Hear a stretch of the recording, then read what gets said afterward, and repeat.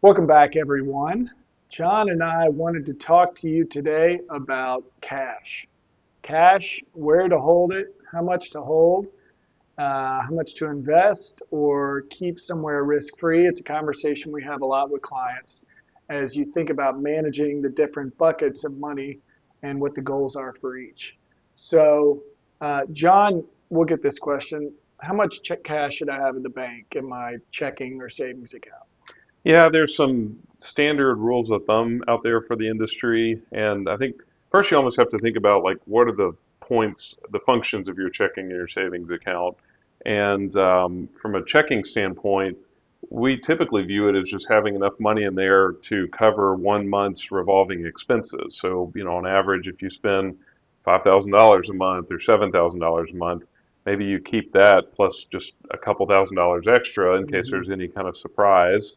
But you got to think about your checking account's kind of your most vulnerable account. You're usually probably giving out the account number and routing number for different Yep. payment systems that get stored, and if those get breached, so you don't really want to have, too much just sitting in your checking account in case your account was ever hacked and someone tried to get in there. And then the savings account, again, it's kind of a way to protect some extra money that you're going to keep at the bank.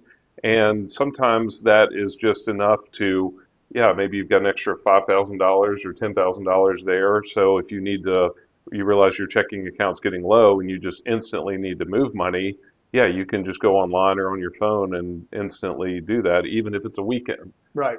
So we kind of view it as just, yeah, where you can park some extra money. There's not a perfect number here, but those are kind of the functions of how to think about your checking and your savings account.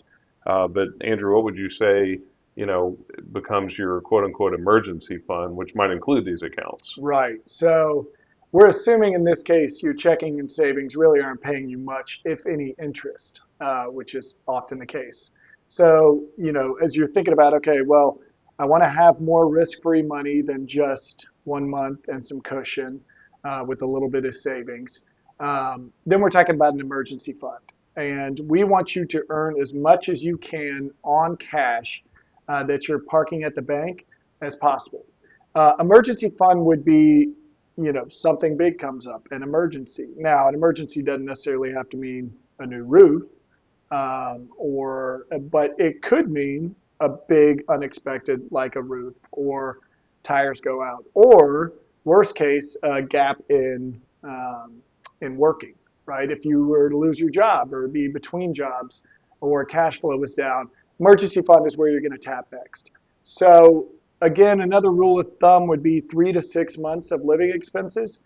Some people are comfortable with less, some with more. And it's also kind of dependent on your job too when it comes to the income. If you are self-employed and you have more of a lumpy commissions or income throughout the year, maybe you want to hold a little bit more cash than if you are in a job you feel very secure and I don't need as much, that may not earn as much as I could get elsewhere. Or self-employed or not, it also could be, I mean, if you're working for one person that's your supervisor that ultimately says tomorrow you don't have a job, that's a lot riskier than, say, if you were a self-employed person, or I don't know, there could be other examples, but you've got multiple accounts, maybe one of your accounts, lets you go that could have a drop in income, but it's not going to be like your income spigot just stops. Right. Yep, that's right. And um, I often find that people kind of have a sleep well at night number if the cash across these various accounts gets below 20,000. They start to feel some stress about it. So, we want to make sure first and foremost you're not living paycheck to paycheck, or at least that's what it feels like because you're holding so little cash.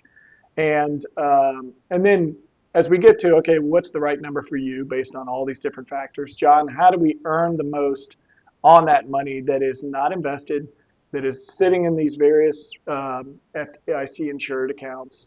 Uh, what are my different options for earning money on my money? So there are a lot of places that you could try to park it. Again, we're making the assumption that your checking and or savings account isn't earning much interest, and that's all relevant because interest rates change over time. So remember the first 10 years we're in this business, hey, we found a place that you could earn 2%. Mm-hmm. Gosh, that was amazing.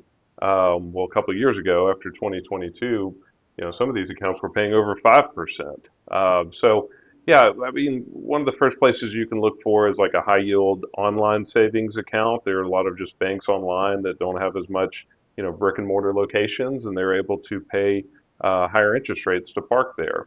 The plus of those accounts usually is it's still pretty liquid. You can move the money out anytime you want. Hmm. But the negative can be those interest rates can change anytime.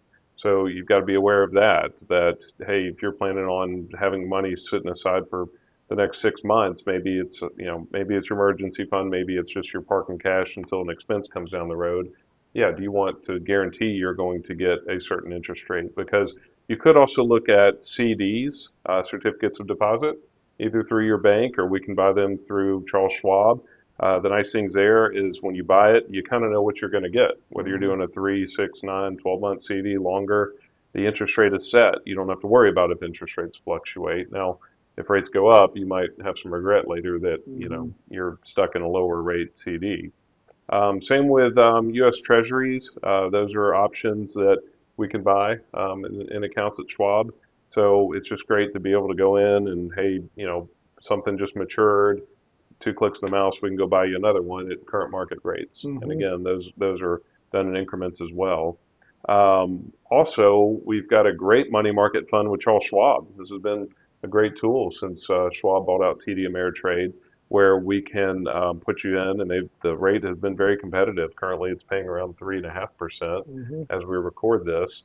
But yeah, we don't charge a management fee on that. We just want clients to have a good access to a good savings rate. Right.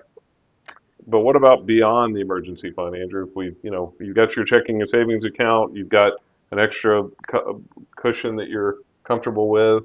I've got more cash. What do I You do? got more cash. This is a good problem. And we're assuming here that you're doing all the other, recommended retirement account contributions, if there's education accounts, if there's a health savings account. We're assuming in this case you've checked all the other boxes in terms of putting all the money away on the front end and you have excess cash to invest, which is a great place to be. And you don't want to hold, in our opinions, you don't want to hold too much in cash, right? You might have some opportunity lost there by sitting on a lot of cash for many years when you have the potential to out earn over time in, for instance, a brokerage account and a joint investment account. This is just an account type held at Schwab to where you can buy stocks, bonds, funds, ETFs, whatever it may be. But you're saying, I've got my short-term money, I've got my emergency money. I feel good about cash in the say next 6 to 12 months. I'm comfortable taking some risk over and above that because this is cash I don't have earmarked for any goal, and I do want to be able to have a higher likelihood of outperforming over time. So for some clients, it may be, all right, I'm going to have my individual or joint account, and we're going to start investing in stocks or stock ETFs and funds to where my objective is long-term growth. I don't have a specific goal assigned for it, but this might be for the next house. This might be for flexibility in retirement, or this is, I'm going to cover some vacation expenses or education expenses that I don't have in $529. It's really a go anywhere account. And the reason you're investing it is you want the potential to out earn some of these CDs, money market rates, et cetera, that we're talking about while still having liquidity. And it can be flexible too. I mean, again, you might be saying, hey, a couple of years from now, I think I'm going to want to buy a house. And so maybe you're more aggressive in this type of account. But then when you get to the point where you realize, I want to get serious, I want to start Mm-hmm. thinking about this, we need to talk because we might want to make a change to that account to protect it. If you're 3 to 6 months out from buying your house, you don't want to be too aggressively invested and have the market go down quickly and all of a sudden lose a third of your down payment. So it's definitely something that, if you're not sure what it's for, it's a great place to just park and try to grow. But then if something specific comes up, we might want to revisit that strategy. Yeah, what you don't want is to not have enough cash risk free in bank, money market, whatever it is, to where you would be forced to sell investments in this account to cover, some of these one off payments we're talking about or monthly cash flow or I've got a home down payment coming in a month. So making sure that you are lining up each bucket with the timeline on when you intend to use the money. That's how we kind of map out the risk that we're willing to take with each. So those are our 2 cents for the day. We look forward to continuing to bring more topics of interest that we think might help you as you consider all the things that go into financial planning.